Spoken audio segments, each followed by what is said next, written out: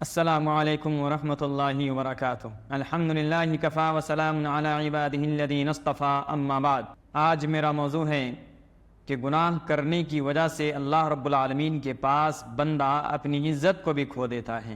حدیث ہے، اللہ کے نبی صلی اللہ علیہ وسلم نے ارشاد فرمایا، ایاک والمعصیہ، کہ گناہ کرنے سے بچو، فإن بالمعصیۃ، کہ گناہ نافرمانی اللہ رب العالمین کی ناراضگی کو حلال کر دیتا ہے۔ اور قرآن مجید کے اندر اللہ رب العالمین کا فرمان ہے کہ وَمَن يُهِنِ اللَّهُ فَمَا لَهُ مِن مُكْرِمٍ، کہ جس کو اللہ رب العالمین ذلیل کر دے تو پھر کون ہے جو اس کو عزت دے۔ اور دوسری جگہ میں اللہ تعالیٰ کا ارشاد ہے کہ وَتُعِزُّ مَن تَشَاءُ وَتُذِلُّ مَن تَشَاءُ، کہ جس کو اللہ تعالیٰ عزت دے اسے پھر کوئی ذلیل نہیں کر سکتا ہے۔ تو مسلمانوں، جو بندہ مسلسل گناہ کرتا چلا جاتا ہے تو اللہ رب العالمین کے نزدیک اس کی عزت گنوا بیٹھتا ہے، اس کی عزت ختم ہو جاتی ہے، اور پھر لوگوں کے دلوں سے بھی اس کی عزت ختم ہو جاتی ہے، اس کے لیے نفرت پیدا ہو جاتی ہے۔